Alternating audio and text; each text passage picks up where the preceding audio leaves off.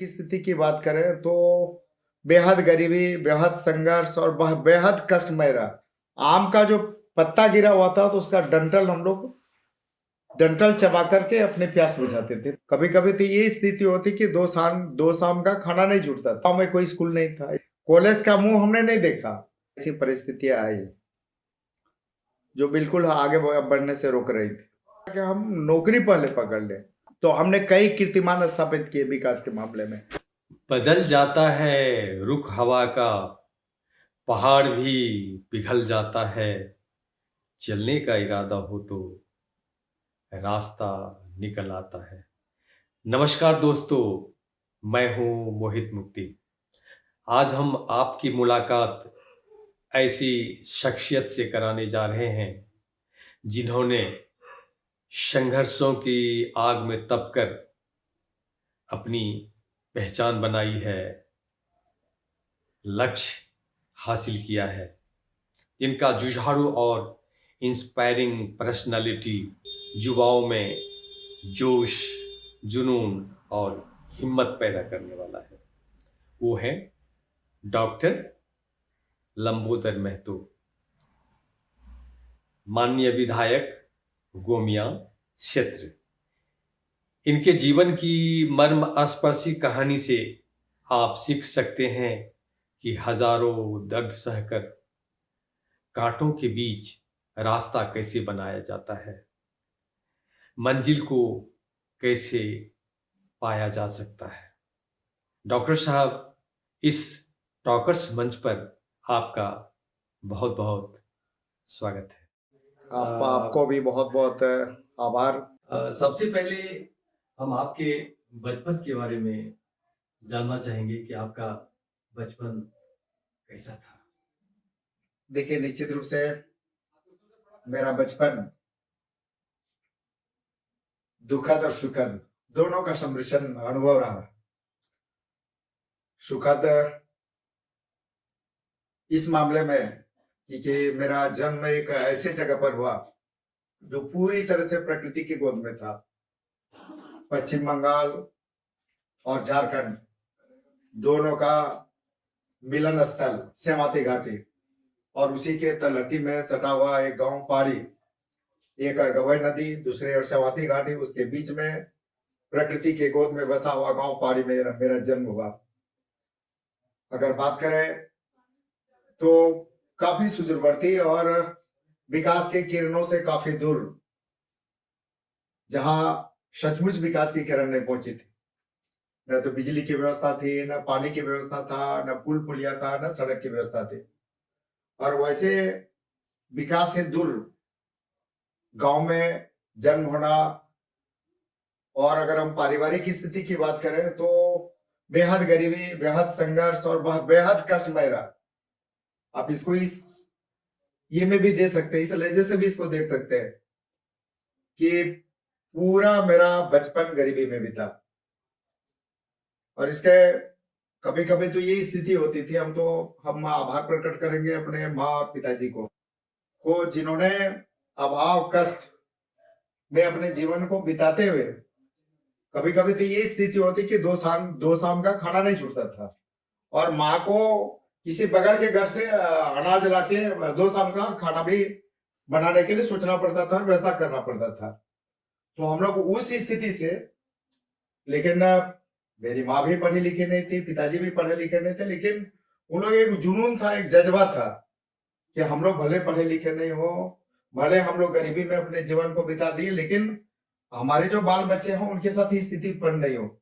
इसलिए उन्होंने खेत में, खलिहान में गाय बैल चराकर, जंगल से सारे सारे करते हुए कि आज उन लोगों ने संकल्प ठाना था कि हम लोग अपने बाल बच्चों को पढ़ा लिखा के आगे बढ़ाएं। और जो स्थिति हम लोगों के साथ गुजरी है, हम लोगों के बाल बच्चों के साथ ये स्थिति नहीं गुजरी। आप समझ सकते हैं कि जिनके घर में दो शाम का खाना नहीं हो, और सिंपल साधारण सा किसान, बैल चराने वाला, चरवाहा करने वाला, साधारण खेती करने वाला, अपने स्वयं पढ़ा लिखा नहीं, माँ पढ़ी लिखी नहीं, और इसके बाद भी अपने बाल बच्चों को स्कूल भेजना। और मेरी बात करें तो हम लोग वहां पर मेरे गांव में कोई स्कूल नहीं था। स्कूल के बाद 3 किलोमीटर दूर में राजकीय मध्य विद्यालय मुरुल शुद्धि था। और उस स्कूल की भी स्थिति वही थी कि एक साधारण छोटा सा मिट्टी का बना हुआ कच्चा कमरा वाला विद्यालय था, जहां की स्थिति ये थी हम लोग आम पेड़ के नीचे बैठ के पढ़ा करते थे। धूप आने पर इधर से उधर हम लोग डायरेक्शन चेंज करते रहते थे और पानी आने पर छुट्टी हो जाती थी। तो उस परिस्थिति में और गरीबी का कारण न तो हम लोगों के पास जाने आने के लिए कोई साइकिल की भी देता न कुछ था। तो हम लोगों ने क्लास 7 तक मुरुल शुद्धि मिडिल स्कूल में पढ़ा और पढ़ने के बाद आपका हाई स्कूल कहाँ से हुआ, मतलब आपका हायर एजुकेशन, आई मीन कि किस हाई स्कूल में आपने पढ़ाई की, और उसके बाद हाई स्कूल पास करने के बाद कॉलेज कौन सा था आपका? देखिए, हाई स्कूल का कहानी भी कुछ अजीबो गरीब है। हम लोगों ने राजकीय मध्य विद्यालय मुरुल शुद्धि से मिडिल पास करने के बाद क्षेत्रनाथ उच्च विद्यालय हरनाथ, जो मेरे घर से लगभग 7-8 किलोमीटर दूर पर था, वहां पर हम लोगों ने एडमिशन लिया और क्लास 10 तक की पढ़ाई राजकीय कृत क्षेत्रनाथ उच्च विद्यालय हरनाथ से किया।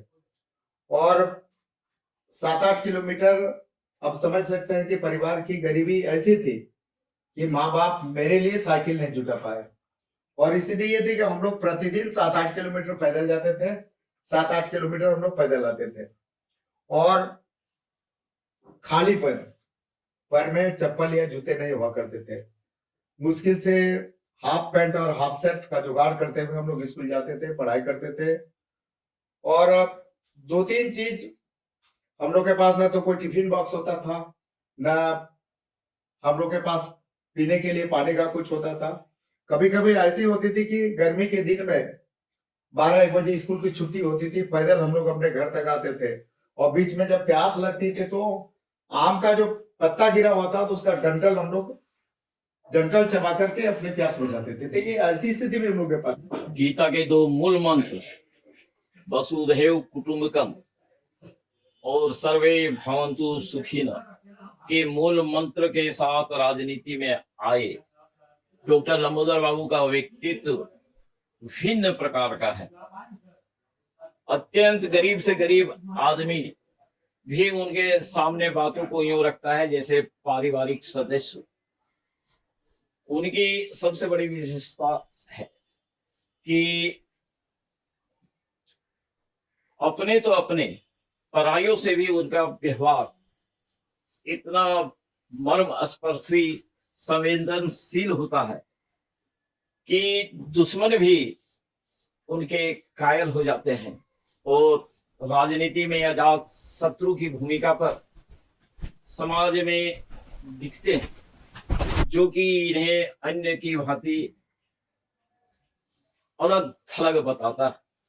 उनके बारे में अगर हम कहें कि लोग कहते हैं कि जमाना बदलता है सबको, मर्द वो होते हैं जो जमाने को बदल देते हैं, मर्द वो होते हैं जो जमाने को बदल देते हैं। पानी से नहाने वाला लिबास बदलता है, पानी से नहाने वाला लिबास बदलता है और पसीने से नहाने वाला इतिहास बदलता है, इतिहास बदलता है। फिर कॉलेज के और 1982 में जब मैट्रिक किया तो मैट्रिक में विद्यालय में भी टॉप किया, जिले में भी टॉप किया। ये जानकर आश्चर्य होगा कि आज तक हमने किसी कॉलेज में रेगुलर पढ़ाई नहीं की, कॉलेज का मुंह हमने नहीं देखा टीचर ट्रेनिंग करने के बाद। अच्छा, लेकिन कॉलेज तक की पढ़ाई में हमेशा सर्वश्रेष्ठ रहा। हर जगह पर हमने प्रथम श्रेणी से आज तक भी किसी भी एग्जाम में द्वितीय नहीं। हमें जरा बताइए कि आपको ये डिप्टी कलेक्टर बनने की का इंस्पिरेशन कहाँ से मिला? देखिए, 2-3 बातें हैं कि गरीबी से पल के आए हैं, गरीबी से लड़ाई लड़के आगे बढ़े हैं, समस्याओं से लड़ाई लड़के आगे बढ़े हैं। था कि नहीं, आगे हमको जेपीएससी बीपीएससी भी करना है और बीपीएससी करने के लिए लगातार मेरा प्रयास जारी था। 42वीं बीपीएससी में मेरा अंतिम रूप से परीक्षामान उपसमाहर्ता के रूप में चयन हुआ। मुझे पता है कि आप बहुत ही बेहतरीन ऑफिसर रहे हैं, बहुत अच्छा अच्छा काम आपने किया है। आपने वीडियो के रूप में, सीओ के रूप में, एसटीएम के रूप में आपने काम किया है। आप एडिशनल कलेक्टर रैंक में थे और अच्छी अच्छी पोस्टिंग आपको मिलती रही है, कई बार अवार्ड भी मिला है। जरा ये बताइए कि अचानक से ये इतनी अच्छी नौकरी छोड़ करके पॉलिटिक्स में कूद पड़ने की इच्छा कैसे हुई? याद है हमको तिथि के 12 दिसंबर 2012। एक इत्तेफाक है कि कटवार में मेरे एक मित्र होते हैं, उनके यहाँ एक बर्थडे का कार्यक्रम होता है और वहां पर उस समय जो गोमिया विधानसभा क्षेत्र के एक माननीय विधायक होते हैं, वो होते हैं, वहां उपस्थित रहते हैं और हमें भी वहां पर निमंत्रण था। मैं भी वहां पर अपने एक साथी के साथ गया। तो उस विधायक का जो मेरे प्रति, जब हम एसडीएम रैंक में उस समय थे और एसडीएम रैंक में रहने के बावजूद उस विधायक का जो मेरे प्रति व्यवहार था वो बिल्कुल ही मतलब अपमानजनक था। हम उनके बगल में खाली कुर्सी थी, वहां बैठ रहे थे, तो साफ मना कर दिया कि जा जा जा, हटा हटा, हूं दे जाके बैठा। तो काफी अपमानित करने वाला उनका ये व्यवहार था। तो मैंने उसी दिन ये संकल्प लिया कि सबसे पहला काम तो मेरा ये होगा कि जो विधायक है इनको चुनाव हराने के लिए मेरा जितनी भी ताकत होगी वो हम करेंगे। कमेंट करते थे, उनका कमेंट था कि जकर बाप जीवन भर कारा चढ़ाते चढ़ाते मर गए, वो विधायक बने चल। ये मेरे लिए भी आग में घी डालने का काम किया।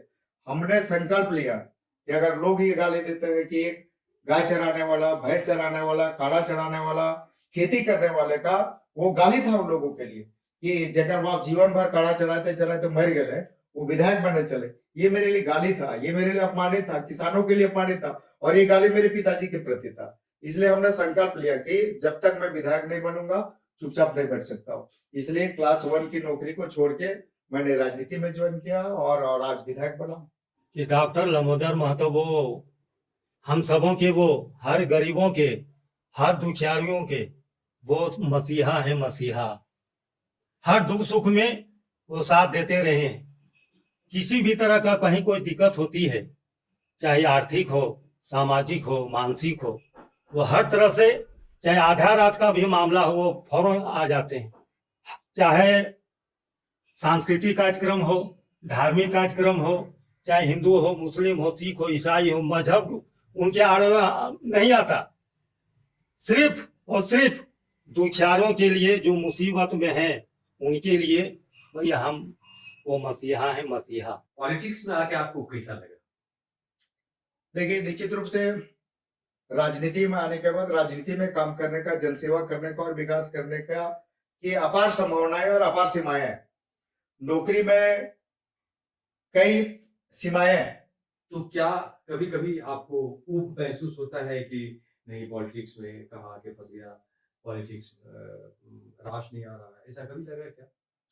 देखिए, मेरे पॉलिटिक्स में आने के पीछे मेरा एक उद्देश्य और रहा। मेरा संकल्प, मेरा सपना, मेरा सोच, मेरा उद्देश्य, इसको आप कह सकते हैं। मेरा सपना या मेरा सोच या मेरा संकल्प हमेशा से यही रहा कि सर्वे भवन्तु सुखिनः, सर्वे सन्तु निरामया, सर्वे भद्राणि पश्यन्तु मा कश्चित् दुर्भाग् भवेत्। सभी सुखी हो, सभी निरोग हो, सबका कल्याण हो और किसी को किसी प्रकार का कोई दुख या तकलीफ नहीं। राजनीति में मेरे आने के पीछे ये मेरा मकसद रहा। और ये बात सही है कि बहुत आज इन सारे विषय पर अगर हम लोग बात करें तो मैं इन्हीं इन्हीं पंक्तियों को लेकर चलता हूँ। और आज भी जनता के पीछे मेरा यही ध्येय रहता है कि मेरी जो भी जनता है सुखी रहे, निरोग रहे, सबका कल्याण और किसी को किसी प्रकार का कोई दुख या तकलीफ है। और इसके लिए कई तरह की बातें होती है। एक तो है कि आज हम लोगों ने लोगों को दिक्कत नहीं हो, कष्ट नहीं हो, तो हमने अपने विधानसभा में रोड मैप तैयार किया। रोड मैप तैयार करके कोशिश किया कि जो लोगों की आकांक्षाएं, जो अपेक्षाएं है, जहां आज तक विकास की किरण नहीं पहुंची है, और आजादी के 75 वर्ष में जब हम एक तरफ अमृत वर्ष मना रहे हैं और दूसरी तरफ विकास की किरण नहीं पहुंची है, तो उनकी आकांक्षाएं और अपेक्षाएं उसको जायज हम मानते हैं। और आज हम लोगों ने रोड मैप तैयार करके जनता का जो अपेक्षा है, जहां पर विकास की नहीं पहुंचे, इन सारे जगह पर विकास के काम को द्रुत गति से पहुंचाते हुए उसको पूरा करने के लिए जनता की अपेक्षा पर खरा उतरने का भरपूर प्रयास किया और काफी हमें सफलता भी मिली है। जनता की इच्छाओं पर आप खड़ा उतर रहे हैं, अच्छी बात है, बहुत ही अच्छी बात है। क्या आप परिवार को इतना व्यस्त समय से कुछ समय निकाल कर परिवार को दे पाते हैं? नहीं, देखिए, ये सबसे जो ये सच है कि जिस दिन से हम राजनीति में आए, मेरा अपना पर्सनल लाइफ जीरो है, फैमिली लाइफ जीरो है, सोसाइटी मतलब सब कुछ जो है जनता के लिए, सब चीज समाज के लिए, सब चीज अर्पित कर देना। मेरा रूटीन सुबह 10 बजे से लेकर रात 2 बजे तक का है। तो निश्चित रूप से ये बात सही है कि परिवार में कम समय दे पाना, परिवार के लोगों के बीच में कम समय दे पाना, सगे संबंधियों को कम समय दे पाना, ये सच है। लेकिन मूल जो हम लोगों का है कि चूंकि अब जनसेवा और समाज सेवा ही मूल है, तो हम लोगों ने अपना सब कुछ जनता और समाज के लिए अर्पित कर दिया। मतलब परिवार और पॉलिटिक्स में तालमेल ठीक से नहीं बैठा पा रहे हैं। देखिए दोनों बात है कि अगर हम बात करें परिवार की, तो जैसे मेरी धर्मपत्नी है, तो जो सामाजिक गतिविधियां हैं या जो राजनीतिक गतिविधियां हैं, इनमें आधा भागीदारी उनका भी रहता है। अगर हम 10 बजे से रात 2 बजे तक मैं काम यही करते हैं, पूछने वाला तो था। वो मैडम भी मेरे साथ उतना ही काम करती है। एक्चुअली मैं यही पूछने वाला था कि आपके इस काम में आपकी मिसेज का, आपकी धर्मपत्नी का कितना बड़ा सहयोग रहता है? देखिए मेरा मेरा अगर हम बात करें, तो आज राजनीति में भी अगर हम 10 घंटा, 12 घंटा, 14 घंटा मेहनत करते हैं, तो मैडम भी लगभग उतना ही मेहनत करती है। तो आज पूरी तरह से मेरे परिवार का सहयोग साथ रहा है, और अभी भी मैडम पूरी तरह से सामाजिक गतिविधियों, एक बात- राजनीतिक गतिविधियों में साथ देती है। डॉक्टर लंबोदर महतो जी हमारे क्षेत्र के, गोमिया क्षेत्र के, माने किसी भी परिस्थिति में क्यों न हो, कोई भी व्यक्ति जब विषम परिस्थिति में चला आता है, उनके कान में भनक पड़ते ही वे दौड़े चले आते हैं उनकी सहायता। आपने पीएचडी किया है, और पीएचडी करना आसान काम नहीं होता है। इतना कठिन काम, इतना व्यस्त जीवन से पीएचडी करने के लिए आपने समय कैसे निकाला? देखिए पीएचडी करना मेरे जीवन का एक लक्ष्य था कि जितनी भी डिग्रियां, जो भी उच्च डिग्रियां हैं, सारी डिग्रियां हम हासिल करें। नौकरी हासिल करना, जनसेवा करना, समाज सेवा करना, ये तो मेरा लक्ष्य था। और मेरा ये भी लक्ष्य था कि जो भी उच्चतम डिग्री है वो भी मुझे हासिल करना है। 2012 में रांची विश्वविद्यालय से हमने पीएचडी की परीक्षा पर, और अभी मैं चुप नहीं हूँ, क्योंकि एक हाईएस्ट डिग्री जो है अभी बचा हुआ है, डिलीट। और मैं अभी रांची विश्वविद्यालय से डिलीट करने के लिए, पंजीयन के लिए मैंने आवेदन किया है। और मेरा लक्ष्य है जो अंतिम डिग्री जो बची हुई है, उस डिग्री को भी मैं हासिल करूं, और मैं रांची विश्वविद्यालय रांची से डिलीट करने के लिए भी प्रयासरत हूं। और मैंने पंजीयन के लिए, जो पंजीयन पूर्व जो संगोष्ठी होता है, और आवेदन हमने रांची विश्वविद्यालय में किया है। तो मेरा अगला लक्ष्य डिलीट करना का तो जवाब नहीं है। सुना है आपने किताबें भी लिखी हैं, वो कौन कौन सी किताबें हैं? झारखंड विधानसभा के संदर्भ में एक परिपत्र संग्रह का संकलन कराते हुए उसका हमने झारखंड विधानसभा स्थापना दिवस के अवसर पर उसका माननीय मुख्यमंत्री जी, स्पीकर साहब और गवर्नर साहब के कर कमलों से उसका हमने लोकार्पण भी कराया। इसके साथ ही हमने जो अपना जिन विषय को लेकर शोध किया था, मेरा शोध ग्रंथ भी है, खोटा लोकगीतों से संस्कृत काव्य से ग्रीस पौराणिक कथा और प्रसंग, इस पर मेरा शोध ग्रंथ भी है। अभी हमने एक और किया है कि आज की जो राजनीति और जो राजनीतिक शुचिता लाने के लिए कई उच्च न्यायालय या माननीय सर्वोच्च न्यायालय के कई महत्वपूर्ण आदेश भी निर्गत हुए। तो इन सारे जो न्यायाधीश हैं, जिनके परिधि में जनप्रतिनिधि है, इसी विषय पर न्यायाधीशों के घेरे में जनप्रतिनिधि, इस शीर्षक से अभी मैंने एक पुस्तक का संग्रह कराया है, और जिसका अभी लोकार्पण 22 नवंबर को झारखंड विधानसभा के स्थापना दिवस के अवसर पर करने वाले हैं। गाना सुनना पसंद है? हाँ बिल्कुल, गाना सुनना पसंद है। और जब भी मौका मिलता है मोबाइल से या ये से गाना सुनना, गाते भी? गाने का तो शौक नहीं है, लेकिन सुनने का बिल्कुल मेरा एक हॉबी रहा है। कोई गाना गुनगुना सकते हैं? हाँ, गाना तो बिल्कुल गुनगुना सकते हैं, लेकिन गा नहीं सकते हैं। आपका जीवन स्ट्रगल से भरा हुआ है। आपका जो एक एज ए होल जो पर्सनालिटी है, वह एक इंस्पायरिंग पर्सनालिटी है। तो आज के युवाओं के लिए आज के युवाओं के मोटिवेशन के लिए आप क्या करना चाहेंगे? देखिए, मैं तो आज के युवाओं के मोटिवेशन के लिए सिर्फ मैं यही करना चाहता हूँ कि कौन कहता है कि आसमान में सुराग नहीं हो सकता, तबीयत से एक पत्थर तो उछालो हजारों।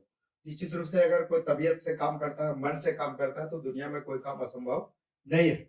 और अब तो हमेशा से कहते हैं, साहिब लुधियानी की उन पंक्तियों को जिक्र करते हैं कि पहुंच कर अश्क अपनी आंखों से, मुस्कुराओ तो कोई बात बने, सर झुकाने से कुछ नहीं होगा, सर उठाओ तो कोई बात बने।